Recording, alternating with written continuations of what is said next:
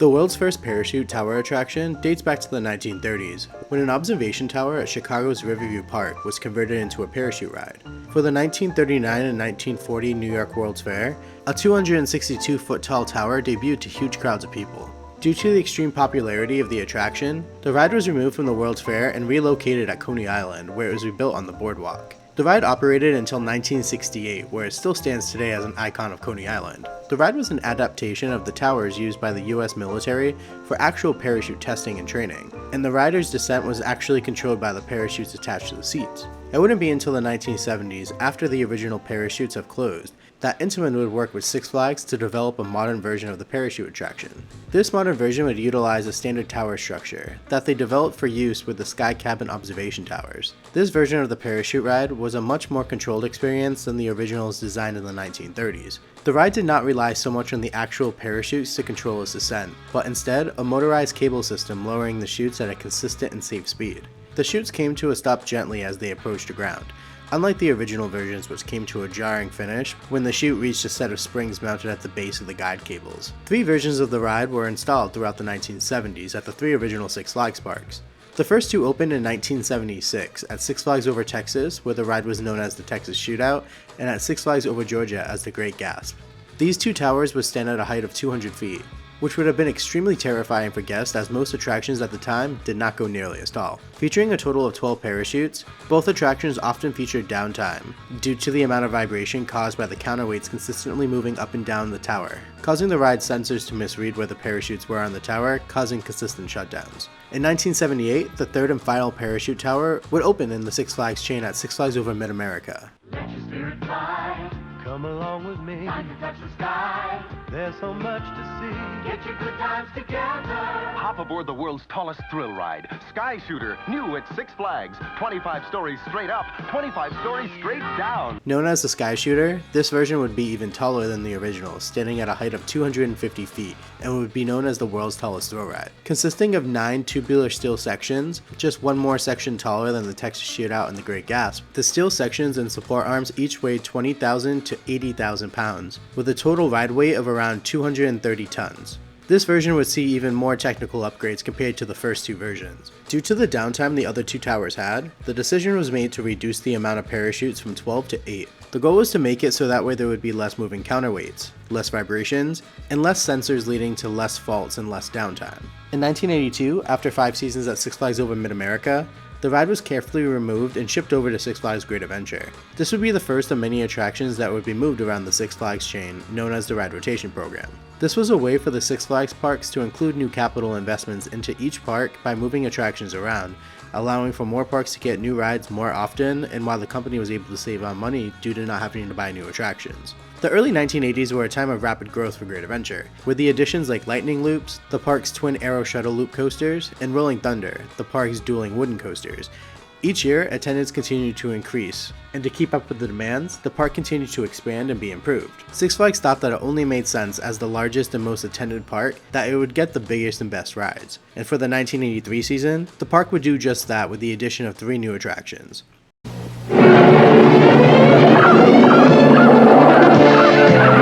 After you experience a mind-boggling parachute jump, face a jungle full of terrifying wild animals, and survive the treacherous fury of roaring rapids, you can sit back and enjoy the new water ski spectacular at Six Flags Great Adventure, because everyone needs a great adventure.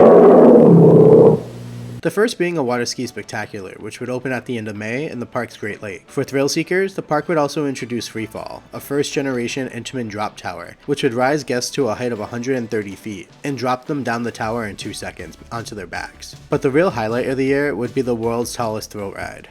Okay, men, prepare to jump. What's it like to ride the new Parachuter's Perch at Great Adventure? You're a paratrooper on D-Day, jumping behind enemy lines, as Parachuter's Perch, the world's tallest ride, takes you up 25 floors and sets you free with a view beyond your wildest imagination. Parachuter's Perch, new at Great Adventure, because everyone needs a great adventure. The ride was renamed the Parachuter's Perch. The towering ride would be added to the park's updated games area. Due to the games area being very profitable, every effort was made to draw even more guests through this section of the park. And what better way to do it than add a very large thrill ride that people would just flock to. This was a tactic Six Flags used at many of their parks and still do today. The site for the ride was originally a small drainage pond in the backstage area of the park. Site preparation began in 1982, with the water being drained and the tower's massive foundation taking shape. The first tubular steel section was anchored at the ride's concrete foundation, and one after another, the other 8 sections were stacked. In St. Louis, the sections were welded together, but at Great Adventure, they would be held together by massive steel rings, each consisting of hundreds of bolts. By the start of the 1983 season, the ride's tower was still under construction. By the end of March, the tower was fully in place, but work continued on the crown section. Construction would continue throughout the end of May, when the finishing touches were being placed on the ride. The ride would feature 3 guide cables and 4 lift cables for each of the 8 parachutes. In total, the ride would feature over 2.25 miles of steel cable. The 3 guide cables' strength came from the top of the ride's crown to a below underground counterweight. The ride's 3 cables were arranged in a triangle shape, which surrounded the parachutes and served as a path for them to travel up and down the tower. The other 4 cables were attached to the top of each of the parachutes. These cables would lift and lower the ride vehicles. There were multiple cables for redundancy, ensuring safe operation of the attraction. The ride held its media day around Memorial Day of 1983, with the official opening on June 9, 1983. The opening ceremony was attended by 8 couples who found their true love while riding the Coney Island parachute jump. When the park originally did its first press release, there were actually a few errors when it was announced. While the park stated that the ride would stand at 250 feet, the ride's total tower height was actually 246 feet. The press release also stated that the ride would have 12 parachutes when there were actually only 8. The ride was also listed to have an hourly capacity of 2,400 riders, which is a huge number for a ride, even by today's standards. The ride experience went as follows. Up to 3 guests could board into each of the parachutes at the base of the tower, with the backs facing the tower. A singular lap bar would come down over the guest's head and would be locked in with a simple metal clasp. All 3 guests would also share 1 seatbelt. Once seated, the ride would weigh itself to ensure that it did not exceed weight limits per parachute. The ride would lift up a few feet slowly into the air and sit there for a moment. If the parachute was within its limits, the ride would continue up the tower. If it was overweight though, the ride would come back down to the home position where the operator would have to split the guests between different parachutes. Once dispatched, the ride would travel up the tower at 13 feet per second, taking roughly 20 seconds to climb the tower. Once at the top, riders would get amazing views of the park and the surrounding areas, where on a clear day, you could see for miles. But this wouldn't last long, as guests were only at the top for about 3 seconds. On the descent, riders would drop at a speed of 25 feet per second, which took about 15 seconds to come down. The drop was a very much controlled drop, where at first you might get a slight little bit of stomach dropping sensation, but it was not enough to provide any airtime. This descent was not very thrilling from modern day standards, but the ride was quite intimidating due to its minimalistic restraints and towering heights back in the day. When all was said and done, the ride lasted about 50 seconds. During the first few months of operation, the color and the style of the parachutes themselves would consistently change as operations determined the best configuration for smooth drops and the perfect amount of wind resistance. Wind turned out to be a huge issue with the ride, but we'll talk about that in a little bit. On opening day, the parachutes were all a combination of orange and yellow. The chutes were also mostly solid, with only small openings inside of the canvases. As the weeks went on, these were replaced with a combination of yellow, blue, and a hybrid of yellow and blue color schemes. Soon after, lighter weight parachutes with even more holes were being tested to accelerate the descent. After a few months, the ride would begin to use red and white and blue and white parachutes. These parachutes would feature rings of holes around each parachute, creating the perfect amount of drag and airflow. These parachutes would prove to be the most effective, and would also end up being the style and the final version of the parachutes that the ride would use for the remainder of its life. The ride featured 8 control panels, each controlling an individual chute, with the ride operator controlling 2 parachutes at once. The ride cycle was automated. The ride operator would push a dispatch button starting the ride cycle, sending the parachute up and down the tower. While one chute was cycling, the ride operator would check and dispatch the other chute in the set. The ride dispatch buttons were supplemented with a magnetic activated switch that the operator would hold to the panel after the restraints had been checked, preventing any unauthorized button pushing on the control panel by guests waiting in line. One fun fact about the ride is that if the ride operator had to stop it at any point during the ride cycle, the ride would do a slight recoil, causing the parachute to bounce a few feet and giving a little bit of airtime. Each parachute was theoretically able to dispatch once every minute, allowing for a total theoretical throughput of 1,440 guests per hour, if each of the 8 chutes had 3 guests in them. Hitting this number though was extremely unlikely, as it was very difficult for one team member that was operating 2 parachutes to load, dispatch, and unload each parachute in a minute's time span. Also, the ride had a weight limit of 400 pounds, so if the guests on board had a combined weight of more than 400 pounds, the ride would not complete the ride cycle and guests would have to be split up, delaying dispatches on both parachutes in the set. A more realistic dispatch per set was once every 2 minutes with 2 guests on board, leading to a throughput of roughly 480 guests per hour if all 8 parachutes were open. Now typically the parachutes would run with 3 sets, but occasionally it would also have 2 sets open at any given time. The ride would only run with all 4 sets on extremely busy days. When the ride would operate with 3 sets, the ride would see a throughput of roughly 360 riders per hour. When the ride operated with 2 sets, the ride would see roughly 240 guests per hour, and on very rare occurrences when only 1 set was open, the ride would see a throughput of roughly 120 guests per hour, which is a far cry for the theoretical throughput of 1,440 guests per hour. Reception for the ride was extremely positive upon the ride's opening, and would often see waits of 1 to 2 hours on average days. As the years went on though, the ride's popularity as a thrill ride diminished, as new age thrill rides were introduced into the park, and the parachutes became more popular with families as the attraction had a very low height requirement. When the ride first arrived to the park, it sported an all-white tower with no hints of theming, but the ride did feature a pretty unique connection to the local area. In 1907, Jackson Township, the area where Great Adventure is located, had a long history with parachutes and was home to the world's first parachute jump tower. The Switlick family once lived in the land now home to Great Adventure, and used to own a company named Switlick Parachutes and Equipment Company. Over time, this became the largest manufacturer of parachutes in the country. For the 1994 season, the parachutes featured its first true theme. The bolts that banded the tower segments together were painted a shade of maroon, and the parachuter's Perch name was retired and the ride was renamed Parachute Training Center, Edwards Air Force Base Jump Tower, to go along with the addition of the Right Stuff Mach 1 Adventure, which was added right next door to the attraction. The chutes themselves were also getting a new color scheme to make them more patriotic. Each chute was now a mix of red, white, and blue, versus the 2 colored versions of before. Another change made to the ride was the ride's Q-line safety spiel, where it would now sound like a drill sergeant was giving you the instructions of the ride. Now with these 2 rides, a military base theme was given to all rides at the top of the boardwalk area, and this would continue to be the case throughout the years.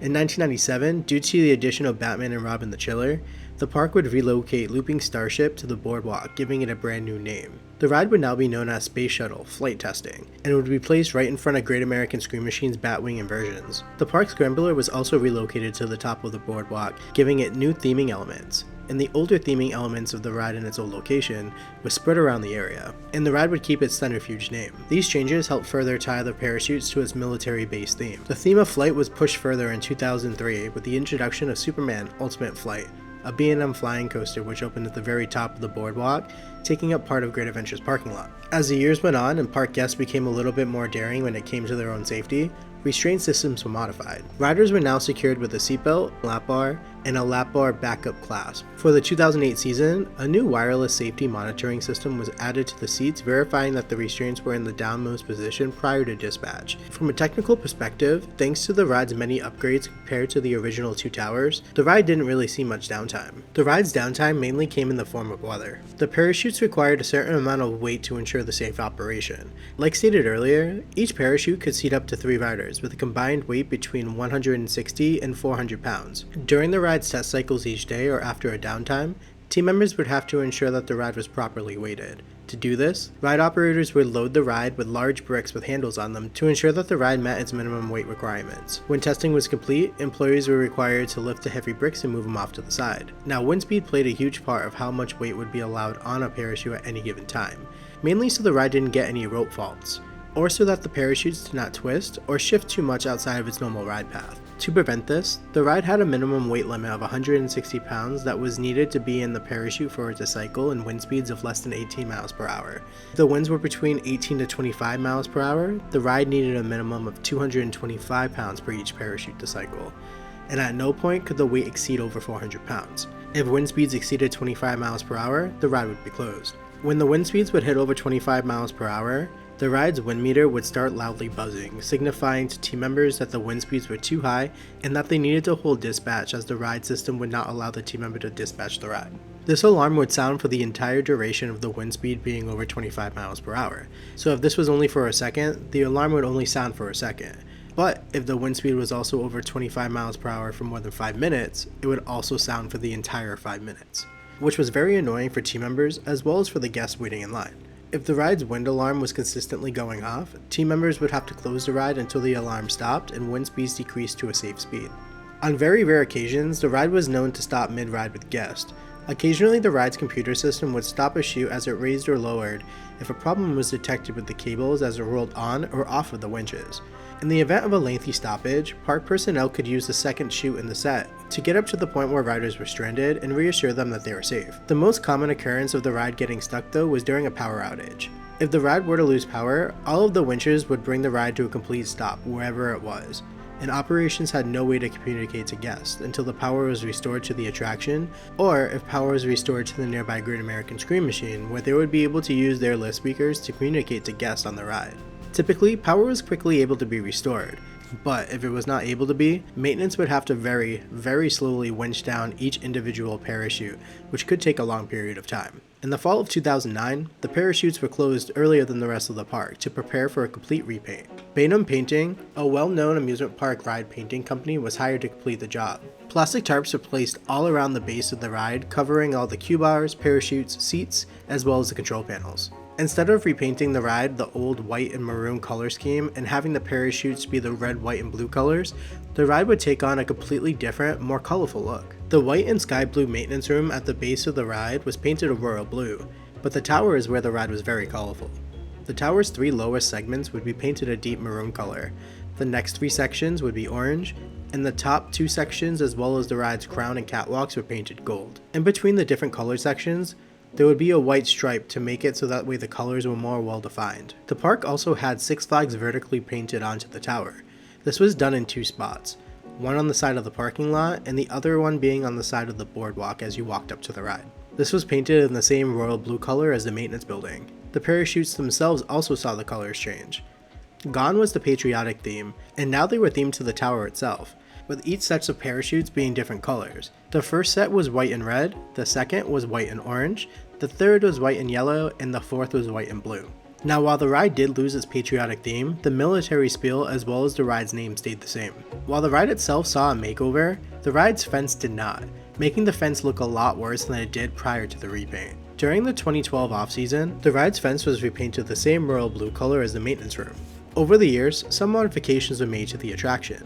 When first introduced, the parachutes would climb all the way to the top of the ride's tower. In later years though, the parachutes would stop short of the ride's top by about 30 feet. When you were on ride, it was very difficult to tell that you weren't actually at the top of the attraction, but if you were watching the ride from the ground, it was very clear that the ride did not go all the way to the top of the tower. As the years went on, parks all around the world began closing their own parachute rides. Specifically in the Six Flags chain, the first to close was the Great Gasp at Six Flags Over Georgia in 2005.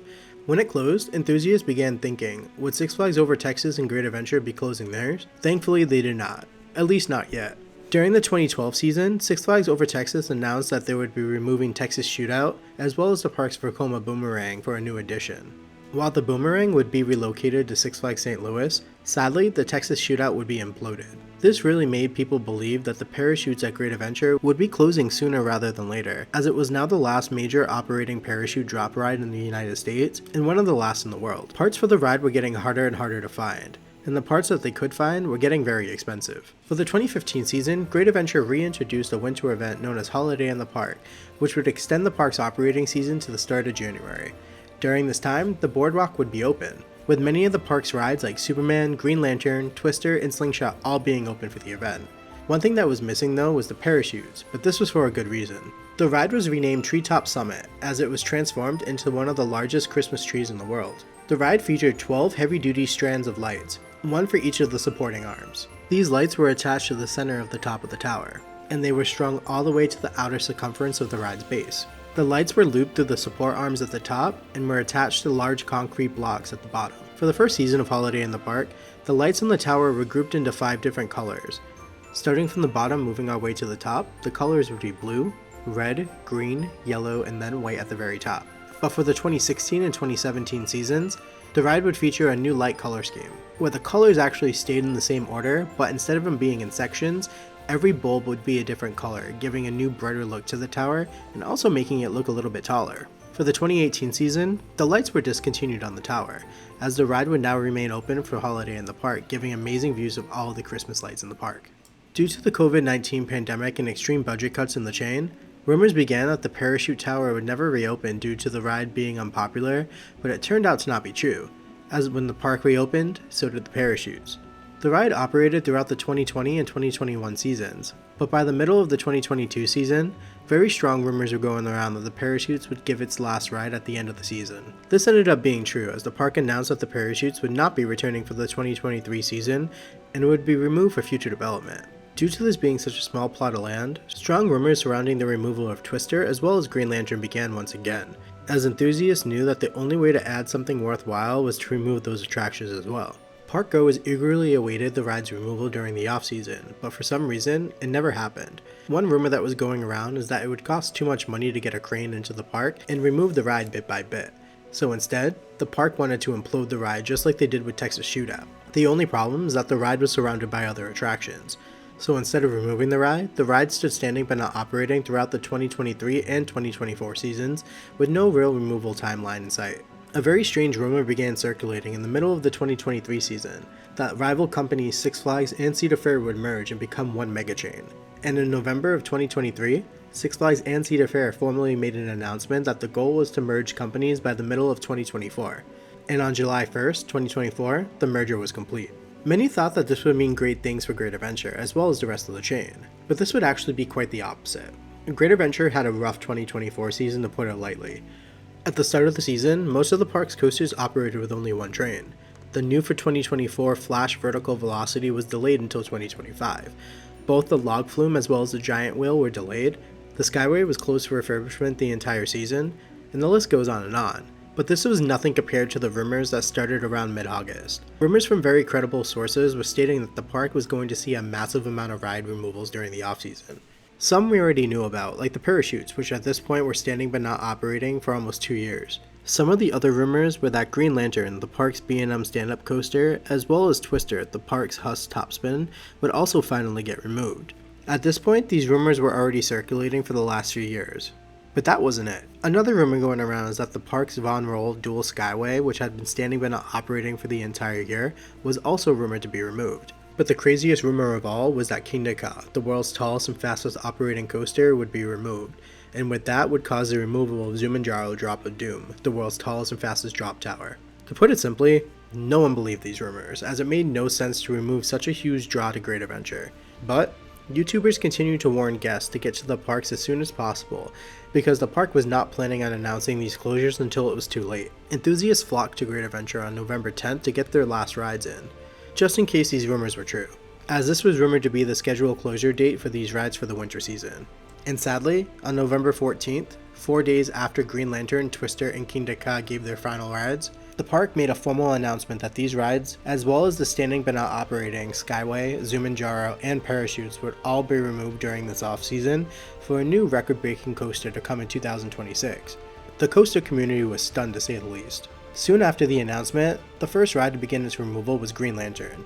The park quickly removed the ride's second half first, followed by the incline loop and dive loop. Once all that was left of Green Lantern was a station, lift, drop, and loop, the park decided to implode the parachute tower. It took less than 15 seconds from detonation to being a pile of scrap metal. And just like that, the parachutes faded into history. So why is it gone? The ride at the time of its closure was 44 years old from when it first opened at Six Flags Over Mid-America to when it closed at Great Adventure, which is an extremely long service life for any attraction. Also, the ride stood standing but not operating for 2 seasons, causing potentially more problems for the unmaintenanced ride. Due to Intamin no longer making parts for the ride, the parts that were available were extremely expensive.